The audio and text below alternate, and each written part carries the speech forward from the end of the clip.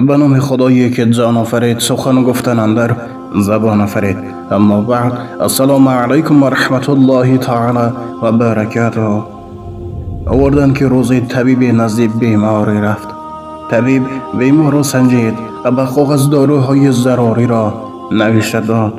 بیمار داروها را استعمال نمود ولی شفای نیافت. بعد نزد طبیب دیگری رفت. طبیب دوم نیز نامگوی داروهایی که طبیب اول نوشته داده بود به بیمار نوشته داد و بیمار از این شفا یافت. بعد به نزد طبیب یکم رفته نامگوی داروهایی که طبیب دوم نوشته بود نشان داده گفت من از اون داروهای نوشته داده شما شفایی نیافتم، لیکن از داروهای نوشته این طبیب شفا یافتم. طبیب یکم نوشته طبیب دوم را خوانده دید که نوشته های هر دو یک خیل اند. بعد به نزد طبیب دوم رفت و گفت برادر، داروهای به بیمار تعیین نموده هر دو یمان یک خیل است. از کدام سبب بیمار از نوشته نامگوی داروهای شما شفا یافت؟ طبیب دوم کاغذ را خواند و دید که در کاغذ بسم الله به نام خدا آغاز میکنم نوشته نشده است.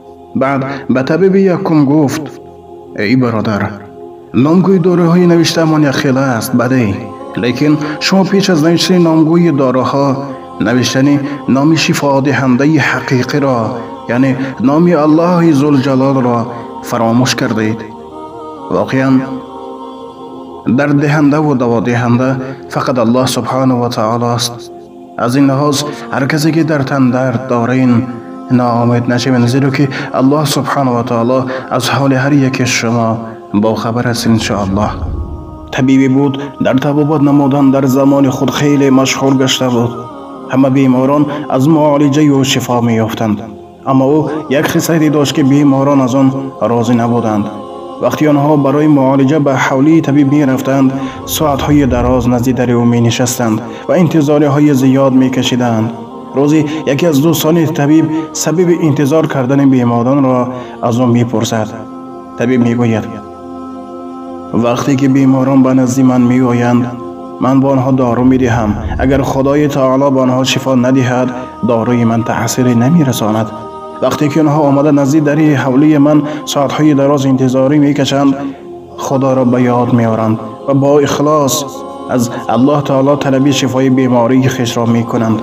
وقتی که من دارو را برآورده به آنها می دهم، با اخلاص آن را استعمال می کنند و بعد داروهای معین نموده من سبب شفای بیماری آنها می گردد.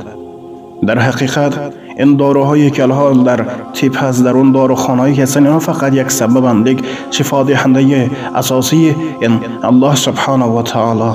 پروردگارا شفا ده، پس به درستی که تو شفا دهنده هستی. پروردگارا کفایت کن، پس به درستی که تو کفایت کننده هستی. پروردگارا تندرستی ده، پس به درستی که تو امان دهنده هستی. نیست معبود به غیر تو، نیست شفای غیر شفای تو.